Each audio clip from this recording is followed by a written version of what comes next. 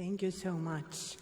Dear colleagues and participants of the conference, let me start my speech by expressing my deep gratitude to the organizer for this initiative to create this important platform. It's not about the censorship. This event is a clear expression of the shared responsibility and determination of Central and Eastern European countries to fight the challenges posed by disinformation and Russian propaganda. History once again proves how propaganda based on distortion of reality can influence society and be a key tool in the hands of those who seek to control the thoughts of citizens. Speaking of such propaganda, I recall two empires in which the control of citizens' minds played a key role: the Nazi and the Soviet empires that are continuation of the Russia's idea fix of the empire's restoration. This is a strange mixture involving the chauvinistic Great Russian worldview of the long-dead Russian Empire, nostalgia for the Soviet Union, Putin's pseudo-historical excursions, and a special version of orthodoxy with the simultaneous honoring of Nicholas II and Stalin. We all remember the days of the fight against COVID, whose strains were constantly evolving into more vaccine-resistant ones, and were affecting people around the world in continuous waves, forcing pharmaceutical companies to constantly search for new formulas to counteract the constant mutation of this virus. We have the same situation in the information area today.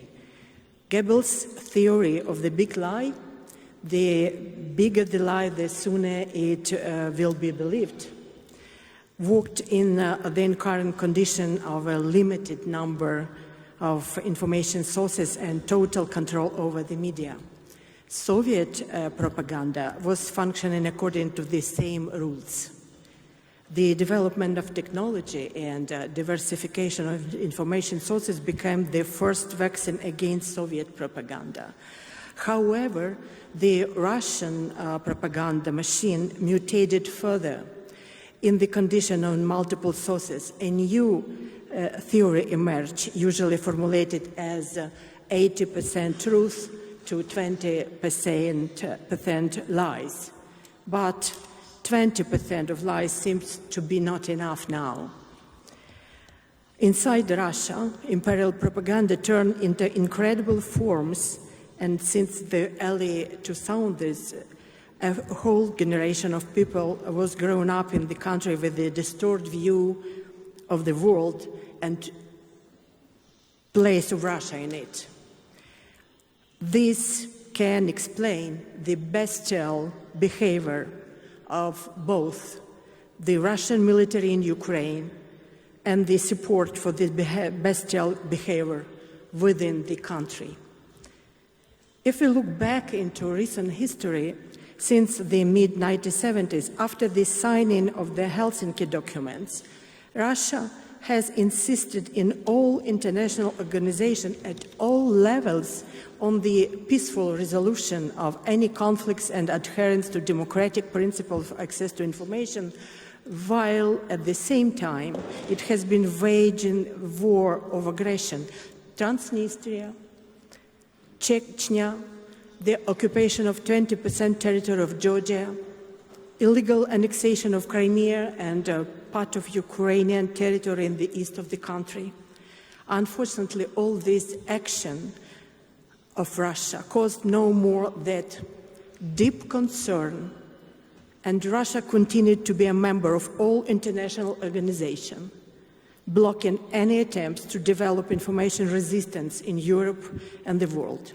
Only the full-scale invasion in February 2022 forced the international community to look at the situation with new eyes. In many ways, unfortunately, such look led to no further decisive steps. But back to the imperial propaganda. After the Revolution of Dignity in 2014, anti-Ukrainian propaganda reached its peak. And during a 3-year term, the regulator was forced to stop broadcasting more than 80 Russian-made TV channels. 80. Russia, realizing the harmfulness of Ukraine's European integration vector for the imperial idea, began making large-scale attempts to destroy Ukrainian statehood through the narratives of its federal channels, press, cinema, etc. After the blocking of the Russian television, a number of TV channels were created that in fact belonged to the pool of channels of Viktor Medvedchuk, a pro-Russian politician. Many know that Putin is a godfather of the Medvedchuk daughter. Any attempts by the authority, including the National Council, to limit the influence of these channels led to criticism, including the European Union, of suppression of freedom of speech and undemocratic approaches from Ukraine. In other words, at that time, Ukraine was at the crossroad, either to adhere the European principle of freedom of speech and media in relation to channels with pro-Russian disinformation rhetoric, or to protect the information space and stop their activities.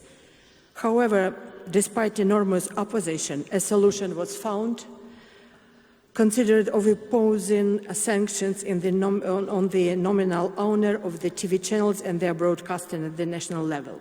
We can only imagine what these channels would broadcast on February 24, 2022, if they were still on air. We cannot ignore the issues that are very important for Ukraine and require the priority attention of European countries. This is the issue of disguising essentially Russian or pro-Russian channels as European ones. These are channels that broadcast in Russian language and use products created in Russia and even in USSR, while being registered in European countries. At its core, at first sight, these channels do not seem to pose a threat, because only imbued with nostalgia for the Soviet past, glorify in friendship of brotherly people, and etc. But in fact, they serve the ideas of the Russian world and constantly broadcast Kremlin narratives while having European licenses and thus freely entering the Ukrainian informational space. I have some examples from Britain, from Spain, from Dutch, any Dutch examples. Therefore, the issue of developing approaches of European regulator to verify such applicants is very important, not only for Ukraine, but also for other countries. And put an end to such media mimicry should be our shared responsibility. By the way, sociological studies conducted in Ukraine also show that the aggressor state actively uses and even creates Ukrainian and even Ukrainian language online media, including Telegram channels, to spread its pro-Russian narratives, thereby disorienting the Ukrainian population and imposing its imperial ideology. We all understand that disinformation is now multidimensional. For a long time, Russia has been massively working outside to audience around the world, has special institutions and spends huge amount of money for these purposes. Disinformation constantly adopts to new tools if certain channels of its distribution is closed. This is why it is important to create such a single platform to effectively combine efforts and resources. Media regulator of Ukraine has now begun to use the tools which it receives with the adoption of new law on media, and will continue to actively combat disinformation.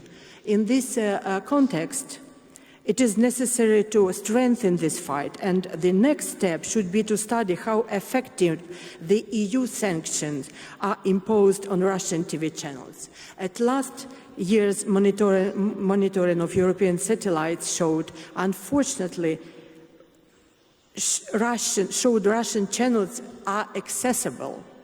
So EU sanctions are not enough. In particular, Russian media and that spread Russian propaganda via satellites also should be forbidden.